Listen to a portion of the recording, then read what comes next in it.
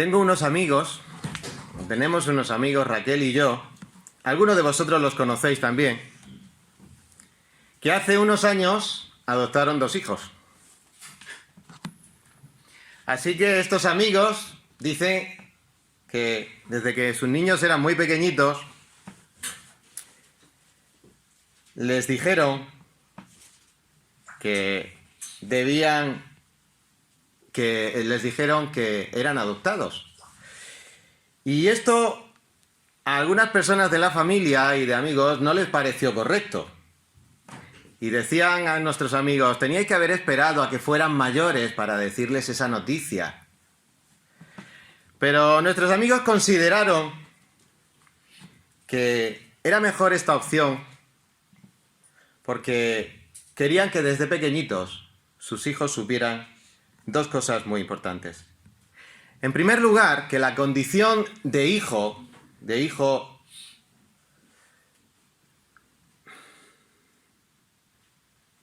se obtiene o bien por nacer en ese hogar y permanecer en ese hogar, pero que también la opción de hijo se obtiene por adopción.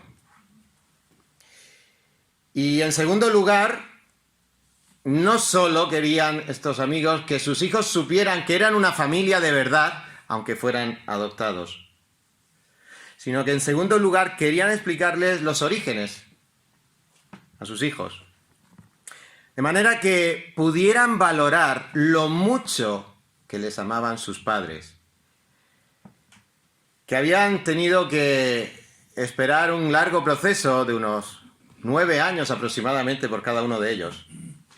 Pero luego la inmensa felicidad que supuso el que esos niños llegaran a la familia y los 4 formaran una familia en amor. Algunos conocéis a esa familia, ¿verdad? Pero, hermanos en Cristo, esta mañana os tengo que dar a vosotros también una noticia que quizá no sabías o no eres consciente realmente de ello. Hermano, hermana, eres adoptado. Eres adoptado. Y amigo, que no conoces al Señor todavía, puedes ser adoptado no por una buena familia, sino que puedes ser adoptado a la familia de Dios y ser declarado legalmente el heredero de tu Padre amante, que es el Padre eterno, creador del universo. Y eso es lo que vamos a ver esta mañana en el pasaje de Gálatas que corresponde hoy. Nos vamos a la carta de los Gálatas, de Pablo a los Gálatas, capítulo 4, y vamos a leer los versículos del 1 al 7 para que podamos entender esta mañana el privilegio de ser adoptado por Dios. El privilegio que tenemos como creyentes de haber sido adoptados por Dios. El privilegio que tiene el ser humano que escucha el Evangelio y que está perdido de ser adoptado por el Padre Eterno. Leamos Gálatas capítulo 4, versículo 1. Pero también digo, entre tanto que el heredero es niño, en nada difiere del esclavo, aunque es señor de todo, sino que está bajo tutores y curadores hasta que el tiempo señalado por el Padre. Así también nosotros, cuando éramos niños, estábamos en esclavitud bajo los rudimentos del mundo. Pero cuando vino el cumplimiento del mundo, Dios envió a su Hijo nacido de mujer y nacido bajo la ley, para que redimiese a los que estaban bajo la ley, a fin de que recibiésemos la adopción de hijos. Y por cuanto sois hijos, Dios envió a vuestros corazones el Espíritu de su Hijo, el cual clama, Abba, Padre. Así que ya no eres esclavo, sino hijo. Y si hijo, también heredero de Dios, por medio de Cristo. Amén. Amén. El privilegio de ser adoptado por Dios. Y esta mañana vamos a dividir este pasaje en 2 puntos, como es habitual, para que nos vayamos centrando y se nos vaya quedando mejor el texto. 2 puntos que son muy sencillos. El primero va de los versículos del 1 al 3. La vida del niño en el orfanato. La vida cuando tú estabas en el orfanato, en el hogar de infancia. Esa vida anterior a la conversión, o en la que quizá todavía te encuentras. El segundo punto es el privilegio de ser adoptado, y lo veremos en los versículos del 4 al 7. Pero para que nos situemos, y si alguno no está siguiendo demasiado lo que es la serie que tenemos sobre Gálatas, haceros un poquito de memoria de lo que se ha visto muy recientemente. Y es, por ejemplo, en el capítulo 3, los versículos del 8 al 18, si veis el encabezado que tiene vuestra Biblia, si es la Reina Valera, nos habla sobre la promesa de Abraham. Y en esos versículos, lo que se nos estaba enseñando, y Pablo enseñaba a los Gálatas, es que la promesa que Dios hizo a Abraham es superior a la ley que vino después de Moisés. La promesa superior a la ley. Y eso tenía que quedar perfectamente claro a los Gálatas y también a nosotros. En segundo lugar, los versículos del 19 al 29 nos hablan de ¿para qué sirve la ley? ¿Para qué sirve la ley? Y eso lo visteis la semana pasada. ¿Para qué sirve la ley? Por un lado, la ley, nos explicaban estos versículos, si os podéis ir al versículo 19, principalmente empezaba diciendo que era por causa del pecado. Es decir, la ley nos está enseñando, por un lado, que Dios es santo y que nosotros somos pecadores. Y que por causa de ese pecado estaba la ley. Hermanos, amigos, si no tuviéramos ley civiles en nuestro país o en nuestros países, ¿qué hay o qué ocurriría? La completa anarquía.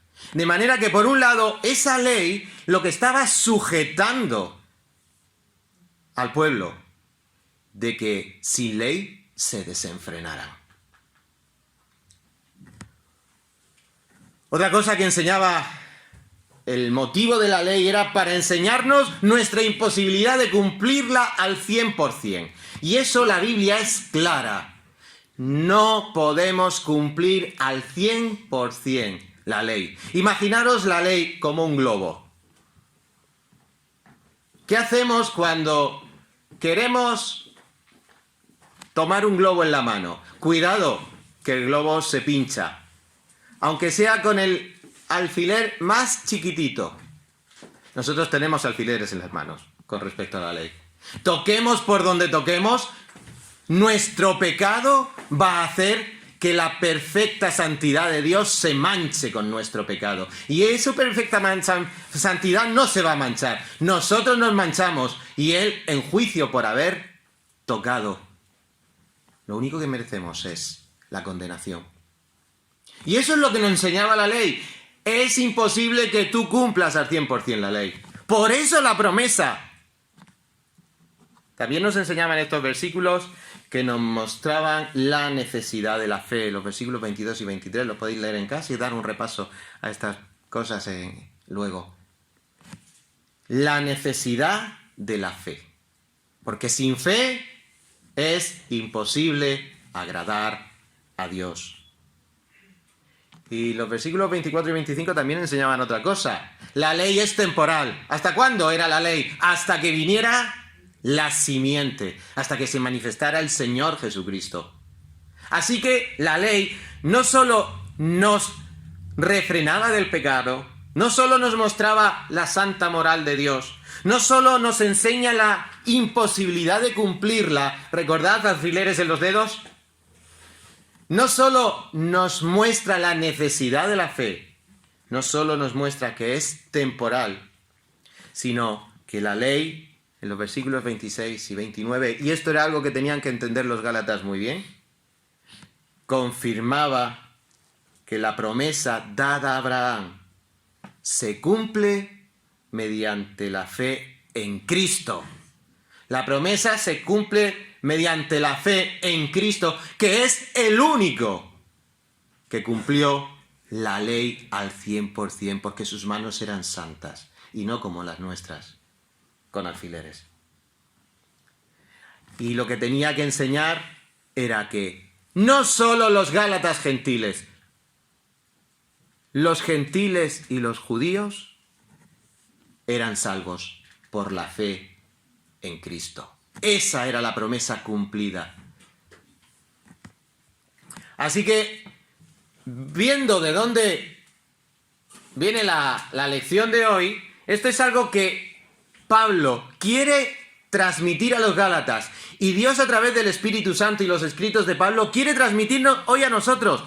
Es tan importante que Pablo una y otra vez en los capítulos 3 y 4 va a seguir insistiendo y nos lo va a dar a través de diferentes posturas, posiciones, para que, a ver si lo entendamos. Hijo, te lo voy a volver a explicar, que parece que no te entra en la cabeza. Pues otra vez hoy el Señor parece que nos quiere explicar lo que no nos entra en la cabeza. Y en este caso hay un vínculo entre los versículos de la semana pasada y los de esta. Y, por ejemplo, podemos leer en el capítulo 3, versículo 29, que dice: y si vosotros sois de Cristo, ciertamente linaje de Abraham sois y herederos, según la promesa. Inmediatamente continúa nuestro pasaje de hoy. Entre tanto que el heredero es niño, y si nos vamos al versículo 7, nos dice: así que ya no eres esclavo, sino hijo y heredero de Dios por medio de Cristo. Esto es lo que le tenía que quedar claro a los gálatas, y esto es lo que de esta manera quiere Pablo enseñarnos también en esta mañana. Y lo primero que vamos a ver en esta mañana es esos versículos del 1 al 3 en los que nos enseña nuestra vida en el orfanato. ¿Cómo era la vida antes de ser adoptado por Dios? Y en los 3 primeros versículos, Pablo vuelve a ilustrar el concepto de la temporalidad de la ley. Es temporal. Y además, no solo que es temporal, sino que la promesa es permanente. Cuán importante, queridos hermanos, queridos amigos que estáis aquí, cuán importante es que nos quede claro que nosotros no aportamos nada a nuestra salvación que no sean nuestros pecados. Era el conflicto que estaba teniendo ahí Pablo con las iglesias de los Gálatas. Sí, vosotros convertíos a Cristo, pero luego a cumplir la ley de Moisés y empezaros a circuncidar. ¡No! Acordaos, eso era un evangelio añadido al verdadero evangelio, que es solo en Cristo, por la fe en Cristo. La promesa de Abraham fue solo por fe, y creyó Abraham y le fue contado por justicia. Antes de la ley, muchos años antes de la ley. Así que, aclarado este concepto de la promesa está por encima de la ley, y además la ley es temporal y sirvió para lo que acabamos de recordar, Pablo va a ilustrar otra vez esta idea en los primeros 2 versículos. Y en los 2 primeros versículos, pues los leemos otra vez, si os parece. También digo, entre tanto que el heredero es niño, en nada difiere del esclavo, aunque es señor de todo, sino que está bajo tutores y curadores hasta el tiempo señalado por el Padre. Entre tanto que el heredero es niño. Ahí vemos 2 tipos de personas que están en este primer versículo. Los esclavos, niños, y el heredero, niño. Y nos dice, en nada difiere el heredero del esclavo cuando es niño. Todos los niños, ¿esto qué quiere decir? Porque a nosotros nos puede pillar un poco así de... No lo termino de entender. Bueno, os lo explico un poquito. En la época romana, en las casas acomodadas, en el siglo I, los niños todos que habían en esa casa se criaban juntos unos con otros. Todos. Se criaban juntos, jugaban juntos, comían juntos, crecían juntos, sin diferenciar si era el hijo del dueño de la casa, de si era el hijo del servicio doméstico. Y el servicio doméstico habitualmente eran esclavos. Esto era así. Eran menores, eran niños. Todos estaban por igual. Creciendo, comiendo, jugando. Pero nos dice este versículo, aunque no se difieren, aunque sí hay una diferencia. El niño, heredero, nos dice, es señor de todo. Que en el original quiere decir de todas las personas de la casa y de todas las cosas de la casa. Sí había una gran diferencia, aunque en la práctica, mientras eran menores de edad, esto no se notaba. El heredero legal solo era uno, el hijo. Los esclavos nunca tendrían ese derecho. Ojo, excepción. Excepción. Sí tenían ese derecho si el padre adoptaba a un hijo. Y ese hijo, aunque fuera esclavo, si era adoptado por el padre de la casa, tenía derecho a herencia. Y esto es lo que nos quiere decir este verso. Hay un ejemplo muy conocido en la antigüedad y fue Augusto César, el emperador que hubo cuando nació Jesucristo. Ese emperador no tuvo hijos, tuvo una hija llamada Julia. Y como no tuvo hijos y quería legar el imperio o su reino, lo quería legar a su descendencia, al no tener hijos varones, adoptó a sus nietos, Lucio y Cayo. Así que estos jóvenes fueron sus nietos, pero al adoptarlos, tomaron la facultad de ser los herederos. Pero este Augusto César se casó en segundas nupcias con Claudia. Y Claudia, ese matrimonio, ya había aportado un hijo llamado Tiberio. Os podéis imaginar cómo se puso esa mamá cuando los nietos de su marido, que a ella no le tocaban nada, iban a quedarse con el imperio. Así que esa mujer se las apañó muy bien para que sus nietos murieran de muerte natural. Es natural que si te envenenan mueras.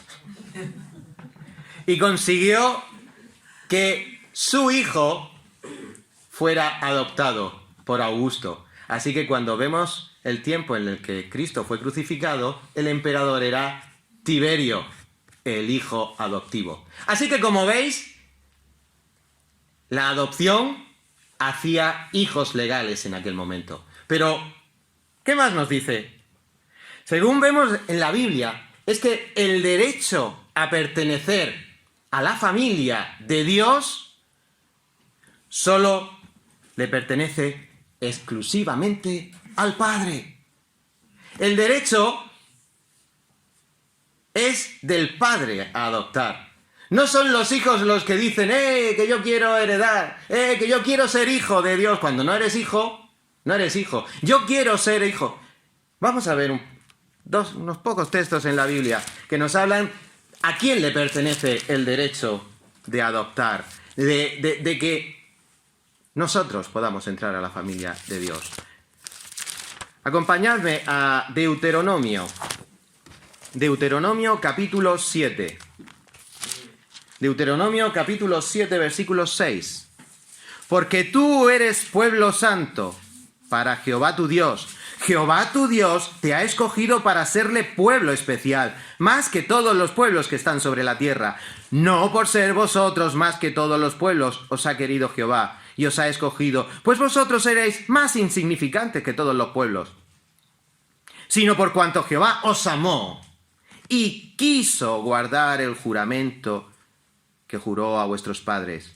Y os ha sacado Jehová con mano poderosa, y os ha rescatado de servidumbre, y de la mano de Faraón, y del rey de Egipto.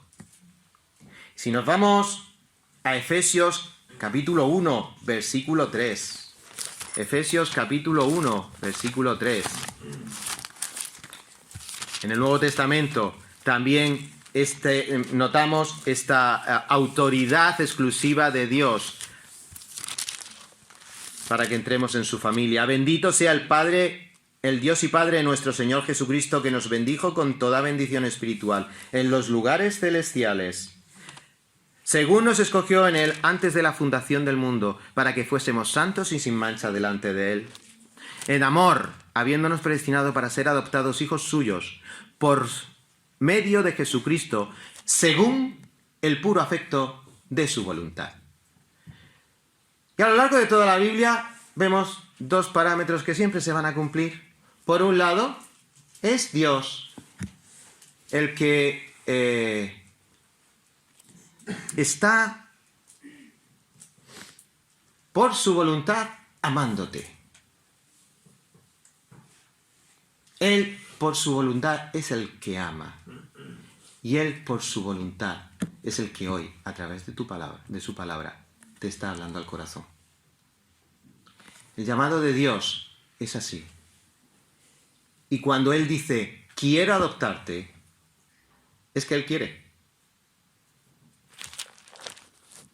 Quizá estéis acostumbrados a esas películas en las que vamos a un orfanato y se ven los padres que van... Aquí en España no es posible, en otros países tampoco, sé que en Estados Unidos hay cierta capacidad de los padres, pero vemos esas películas o eso, dice, y ahí hay unos niños que están diciendo, hoy vienen papás a adoptar, hoy vienen papás a adoptar, que me elija a mí, que me elija a mí, dejadlo como queráis, pero al final, ¿quién es el padre? ¿Quién es el que decide qué niño se va a un hogar? Es el Padre. Es el Padre. Y esa es la voluntad de nuestro Dios, que hoy, proclamando el Evangelio, está llamando a sus hijos a que nos demos cuenta de dónde nos quiere llevar, a su hogar. Pero además de esta diferencia entre esclavos y el hijo, y estas circunstancias en las que tenemos que tener claro el papel de nuestro Dios, también nos habla de tutores y curadores. Tutores y curadores, versículo 2, es que mientras el heredero es menor de edad. Hay un tiempo que quizá estás viviendo tú ahora, ese tiempo en el que se te está predicando el Evangelio. Tú ya no has confiado en el Señor. Es ese tiempo en el que estás sujeto. Los gálatas estaban sujetos a esas leyes que vamos a ver. Los judíos estaban sujetos a la ley. El niño menor de edad en tiempo romano estaba sujeto ¿a qué? A tutores y curadores. Tutores los que administraban a la persona y curadores los que administraban a las pertenencias de esa persona. De manera que el niño podía tener derecho a personas y cosas, pero mientras era menor de edad estaba sujeto a estas personas. Y esta es la equivalencia o la correspondencia que el Pablo le estaba dando a estos hombres. ¿Veis que esto ocurre en la vida normal? Pues en la vida espiritual así era la ley. ¿Cuándo hay un cambio? Pues el cambio es, como se lee en el versículo 2, cuando el Padre lo decide. Cuando el Padre lo decide. En aquella época había una ceremonia en la que el padre de la casa decidía cuándo su hijo era ya mayor de edad. La ceremonia de ese tipo en todas las culturas hasta el día de hoy. Hoy, por ejemplo, en el pueblo judío, todavía se celebra el Bar Mitzvah, que es una ceremonia que sobre los 12 años hace a esa persona, a ese joven, considerarlo ya como adulto. En aquella época era la toga virilis. El romano decidía sobre los 18 años decir a su hijo, ya no eres niño, toma ropa de hombre, toga virilis, ropa de hombre. Le daba la ropa de hombre y ese niño ya era adulto. Era un joven ya, mozo, y era ya considerado por el padre. Y una vez que el padre lo consideraba adulto, ya todo el mundo lo consideraba adulto y se dejaba de tutores y se dejaba de administradores de los bienes y él empezaba a administrar a personas y a las cosas a las que él por derecho de herencia tenía. Y esa es la misma realidad que ocurre en nuestras vidas cuando dejamos esas cosas que nos han llevado, pero que por la fe en Cristo se confirman. ¿Qué implicación tenía esto? Pues en Gálatas, capítulo 4, versículo 3, tenemos que ver que no podemos olvidar que Pablo escribe a Gálatas, a hermanos, tanto judíos como gentiles, que según se demuestra a lo largo de la carta, estaban confundidos por doctrinas de judaizantes. Estaban confundidos. Y esta mañana hemos oído algo al respecto. Estaban confundidos debidos a ¿qué? A su escaso discernimiento del Evangelio.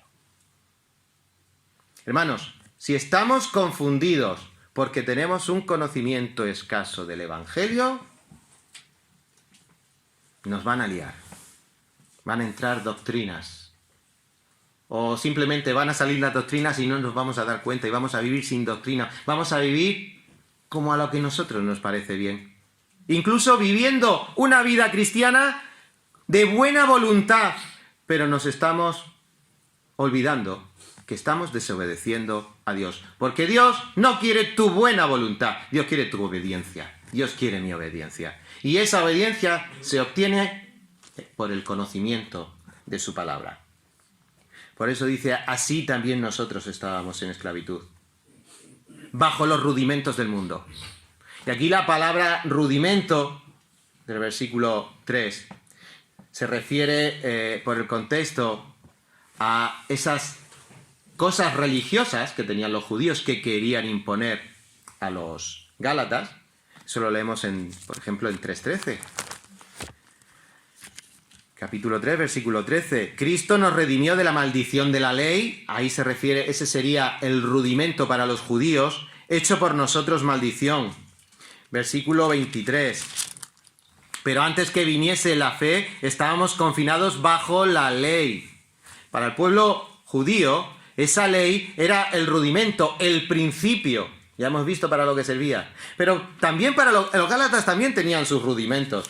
Si nos vamos a Romanos capítulo 2, versículos 14 y 15, dice: por cuanto los gentiles que no tienen la ley cumplen por instinto los dictados de la ley, ellos, no teniendo la ley, son ley en sí mismos, ya que muestran la obra de la ley escrita en sus corazones, en su conciencia. Los rudimentos para los paganos, para los gentiles en general, para nosotros, pueden ser esos conceptos de moralidad que tenemos en nuestro corazón, pero que no nos llevan a Dios de ninguna manera.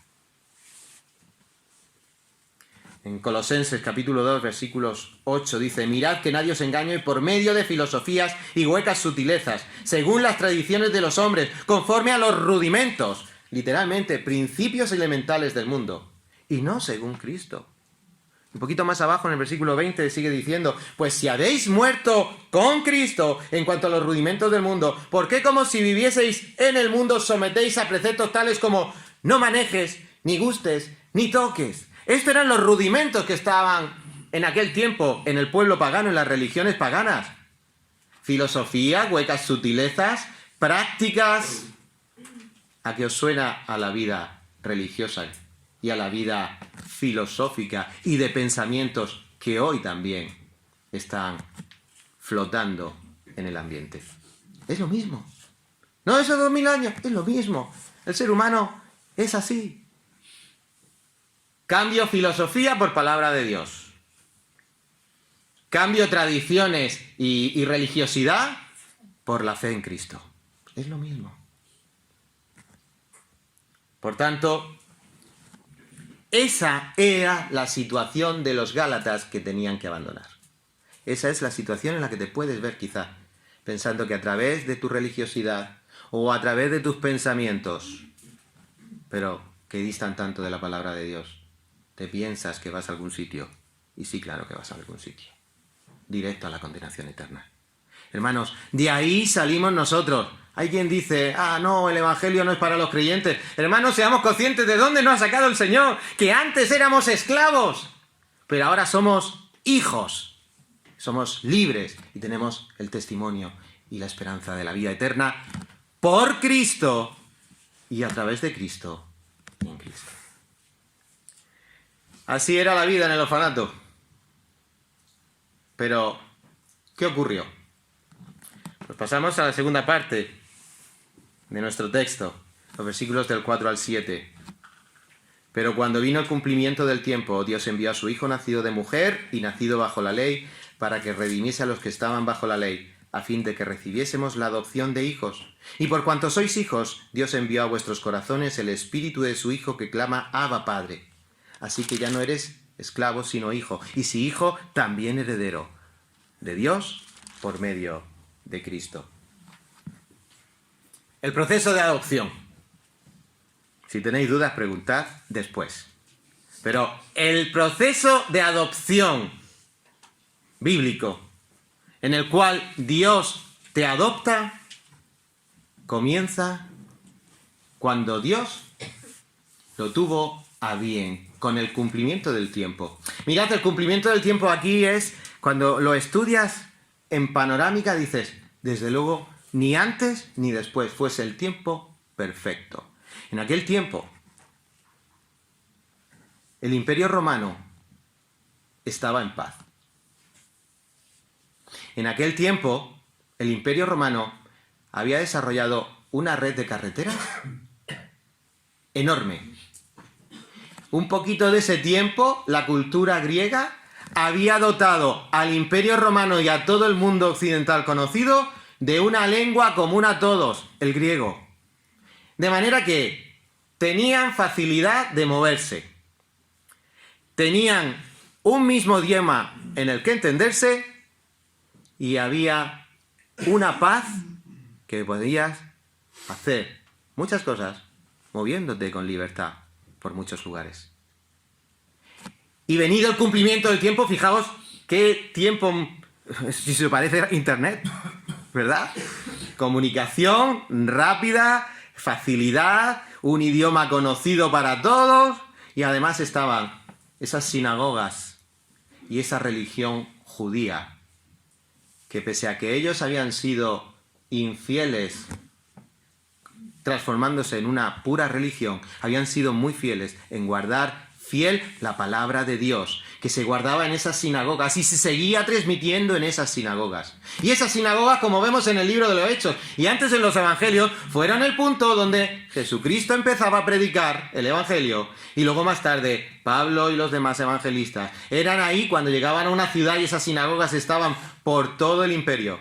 Era ahí donde se comenzaba a predicar el Evangelio. Y ese punto era la puerta de inicio de evangelización de una ciudad. Si hubiera habido una sinagoga en el siglo I en Murcia y Pablo, si vino a Hispania, hubiera comenzado a predicar, no dudéis que hubiera empezado a predicar en la sinagoga de Murcia del siglo I. Problema que en Murcia no existía en el siglo I. Bueno, estaba Cartagena.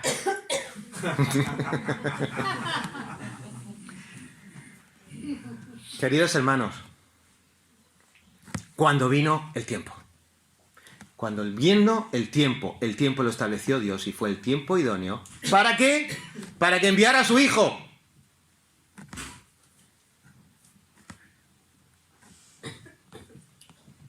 Dice el Salmo 102, versículo 13. Tú te levantarás y tendrás compasión de Sión, porque es tiempo de apiadarse de ella, pues ha llegado la hora. Y aplicándolo a nosotros hoy día, ¿ha llegado el tiempo para ti? ¿Cuántas excusas hemos puesto a me bautizo más tarde? Espero ser mayor.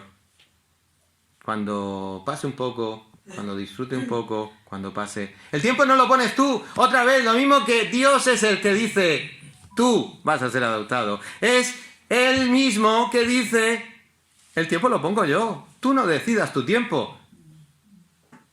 ¿Quién puede decir lo que va a pasar dentro de 5 minutos a tu persona o a la mía? Por tanto, ¿vas a seguir dándole largas al Señor? ¿Tú decides tu tiempo? ¿Vas a seguir dándole largas? Puedes darle largas, no arrepintiéndote de tus pecados. Hermanos, podemos darle largas contristando al Espíritu Santo y no obedeciendo a su palabra. ¿Ha llegado el tiempo? Yo creo que sí. Para todos nosotros ha llegado el tiempo. El Señor nos ha traído a esta congregación hoy para adorarle y para escuchar su palabra. Sin duda alguna estás aquí y no es por accidente. Es el tiempo de escuchar a Dios. En tiempo propicio te escuché y en día de salvación te socorrí, dice 2 Corintios 6:2. He aquí, ahora es el tiempo propicio, el día de salvación. Y decía que el tiempo fue cuando Dios envió a su Hijo, nacido de mujer, dice el versículo 4. ¿Eso qué quiere decir? Que fue realmente humano. Los humanos nacen de la raza humana, en particular de las mujeres.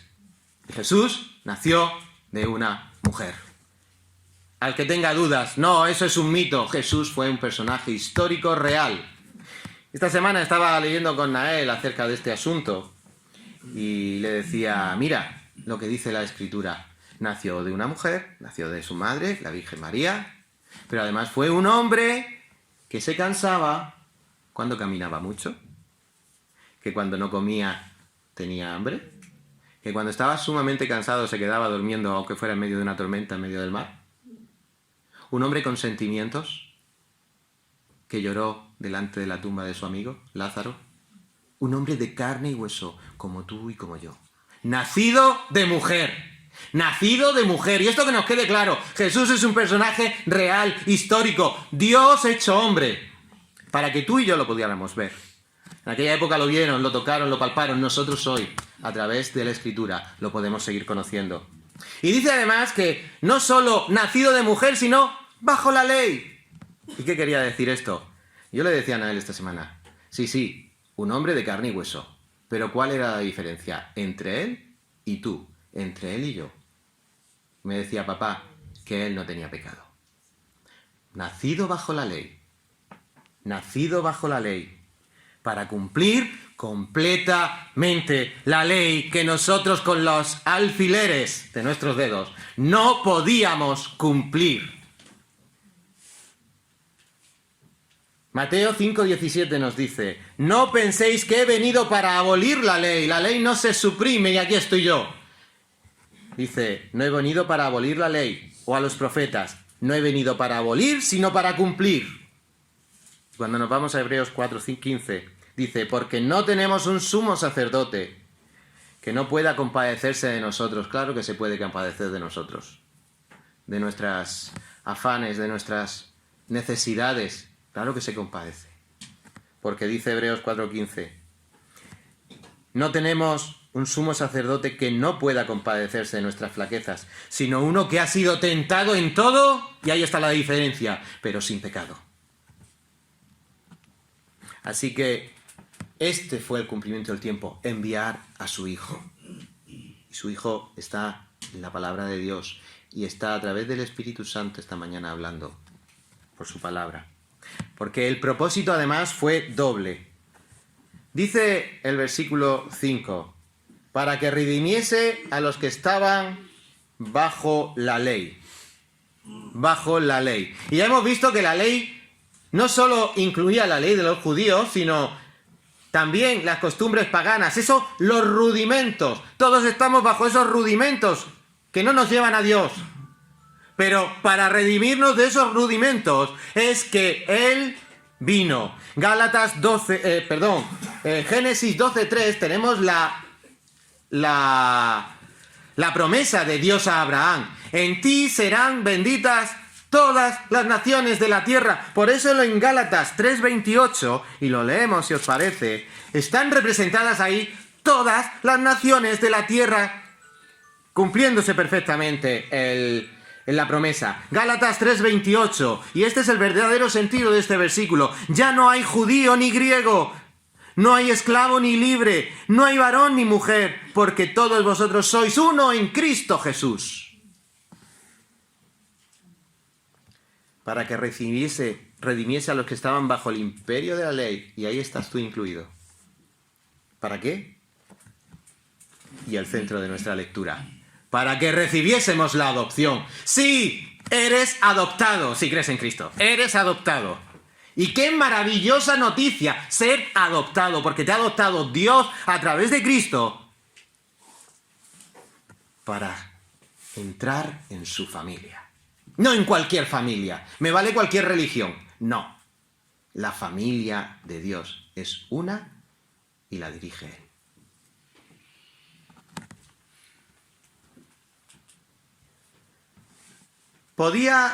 Ahora te hago yo una pregunta, porque la verdad es que es interesante. ¿Podía Dios habernos salvado sin la necesidad de hacernos sus hijos? Vuelvo a preguntar. ¿Podía Dios habernos salvado sin la necesidad de hacernos sus hijos? Mira lo que dice la palabra de Dios en Romanos 8:21. La creación misma será libertada de la esclavitud, será salvada de esta corrupción que ahora opera en el mundo. Y será rescatada de esa corrupción a la libertad gloriosa de los hijos de Dios. Es decir, que hay parte del universo que va a ser redimido sin necesidad de ser hijo de Dios. Los ángeles.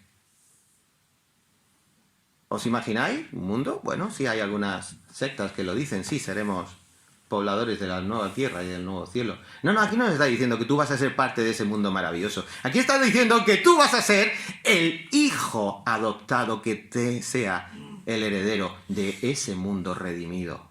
Dios podía haber dicho, te redimo pero no te hago mi hijo. No. Dios en Cristo le ha hecho su hijo adoptivo. Con las implicaciones que vamos a ver ahora con brevedad. ¿Qué implicaciones tiene? ¿Qué consecuencias tiene que no solo Dios te haya salvado, sino que te haya hecho su hijo? ¿Qué implicaciones tiene?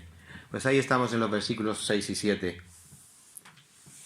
No solo envió su hijo, sino que envió al Espíritu de su Hijo, es decir, al Espíritu Santo.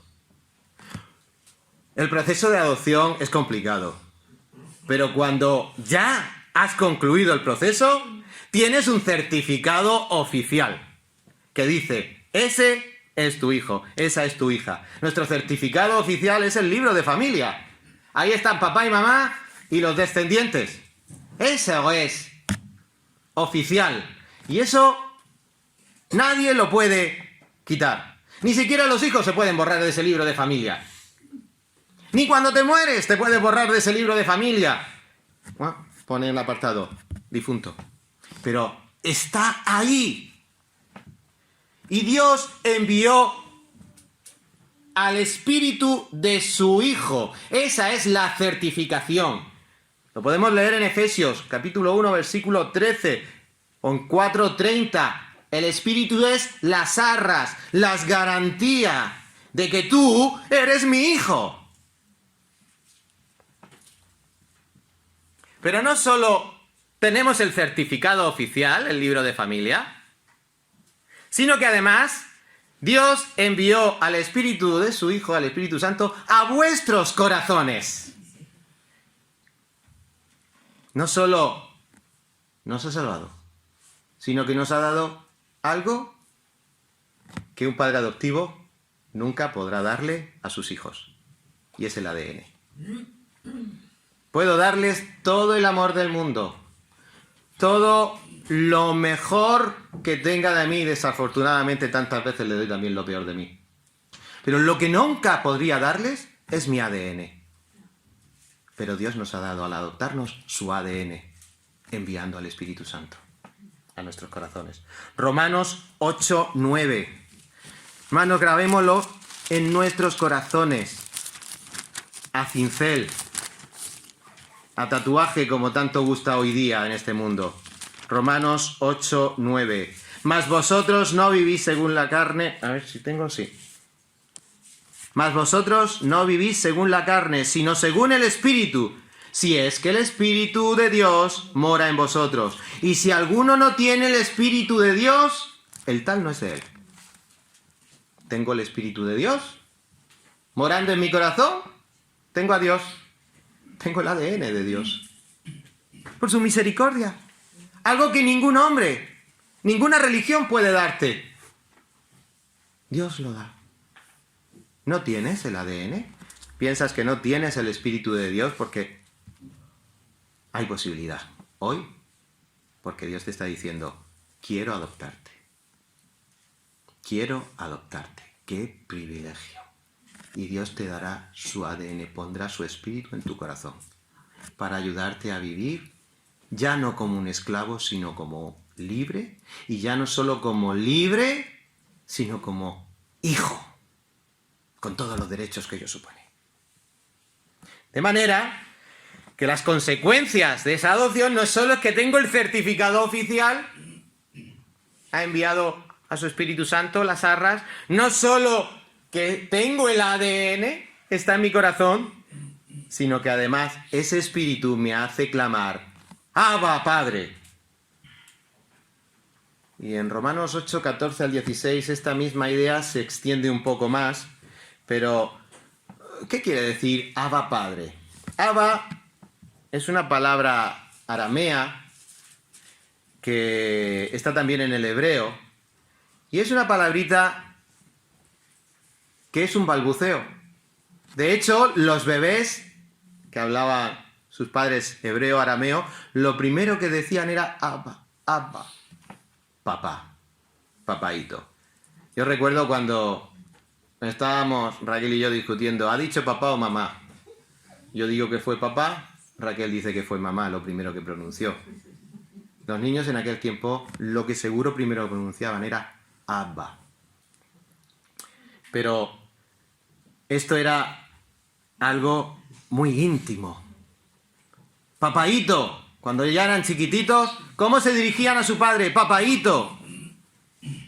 Y cuando los griegos, por eso dice padre, está hablando tanto a judíos como a gentiles. A lo mejor a los gentiles esto de Abba no les sonaba, pero sí les sonaba el llamar a su padre padre. Hermanos, y padre, esta palabra en griego, estaba terminantemente prohibida ser pronunciada ni dirigirla a alguien que no fuera tu padre. Y si eras un esclavo, ni se te ocurriera. Solo estaba reservada para el hijo. Padre, el que tenía el derecho de llamar a su padre como tal.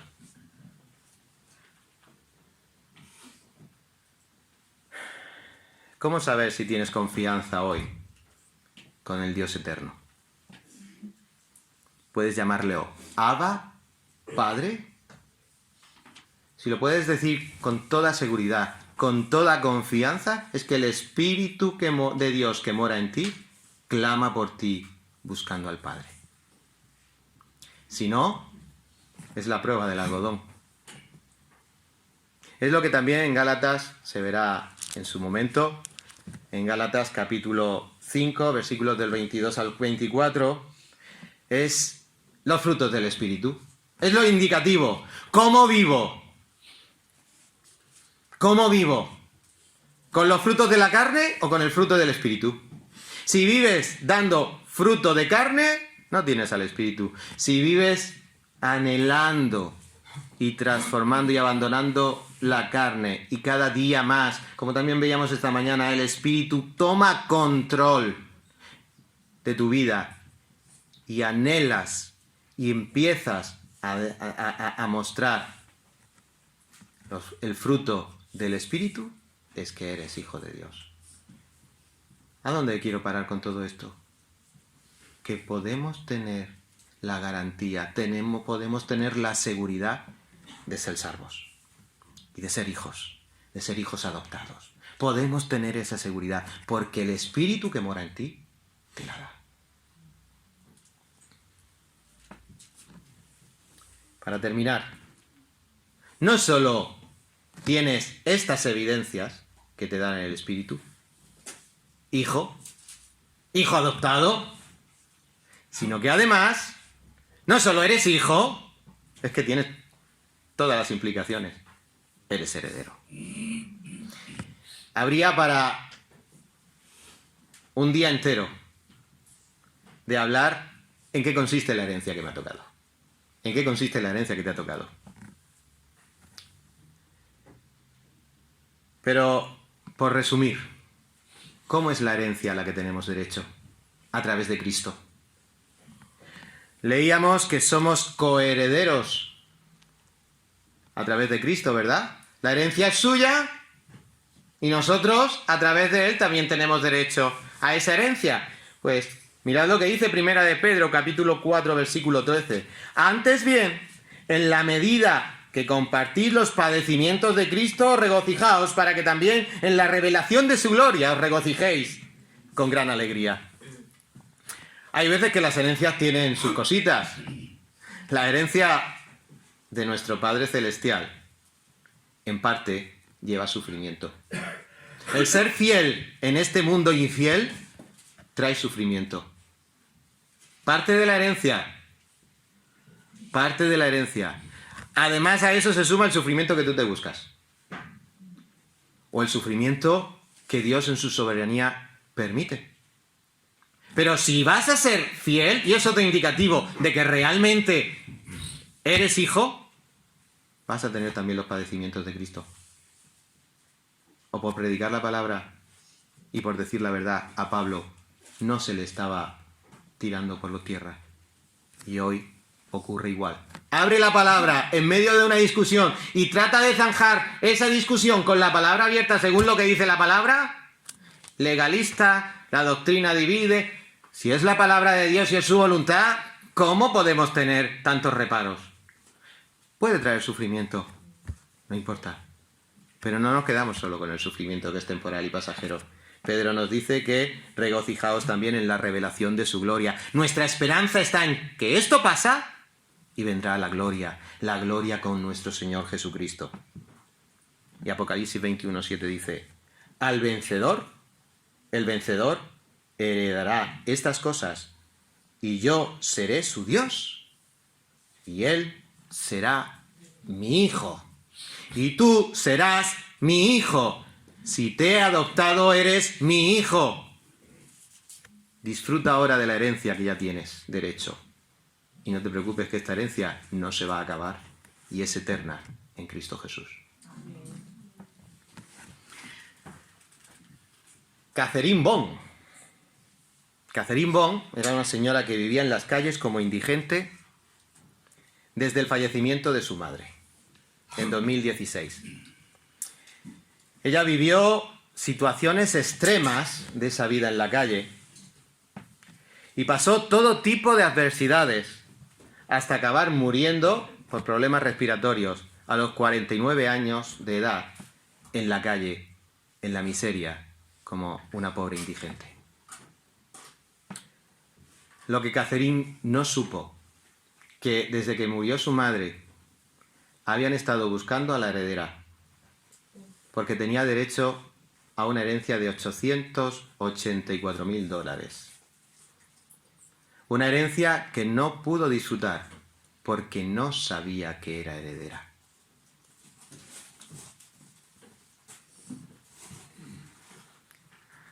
Queridos hermanos, que os reunís aquí, que sois parte de esta iglesia, sois adoptados, sois herederos, tenéis todo el derecho.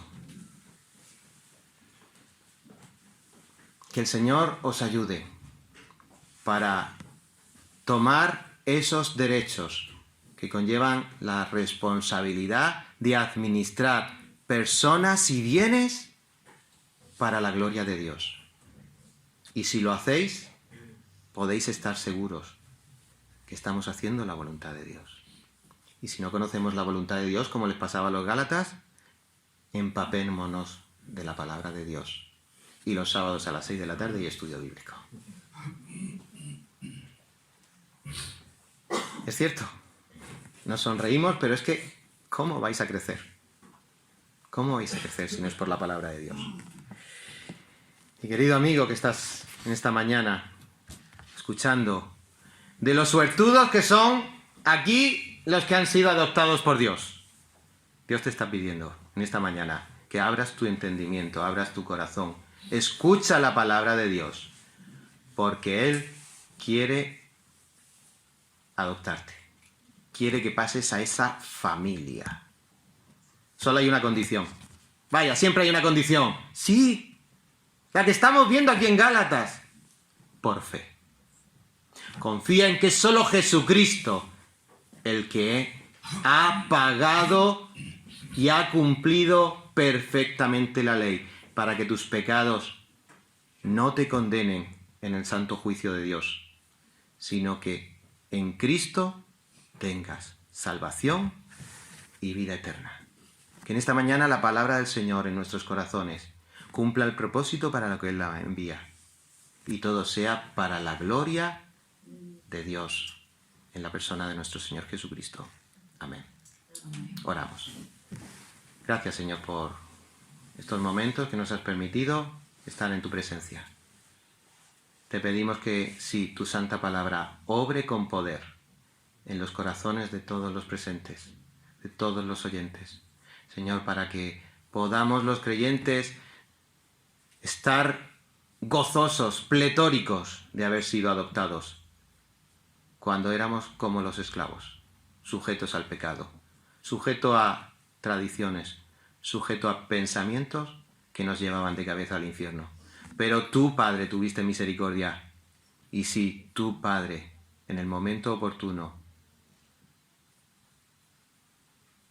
enviaste a tu Hijo para hacer la obra redentora.